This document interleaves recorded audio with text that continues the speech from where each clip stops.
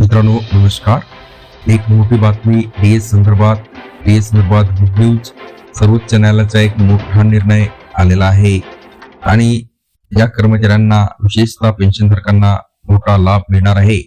त्याबद्दलची सविस्तर माहिती आपण जाणून घेणार आहोत, तेव्हा हा व्हिडिओ शेवटपर्यंत पहा. मित्रांनो, निवृत्त केंद्र सरकारी कर्मचारी यांच्या महागाई निवारण भत्त्याची म्हणजे TR ची प्रतीक्षा करत आहेत.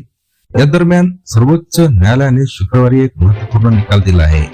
महागाई भत्त्यात वाढ करताना राज्य सरकार कार्यरत कर्मचारी आणि निवृत्तीवेतनधारक यांच्यात कोणताही भेदभाव करू शकत नाही, असं सर्वोच्च न्यायालयाने म्हटलेलं आहे.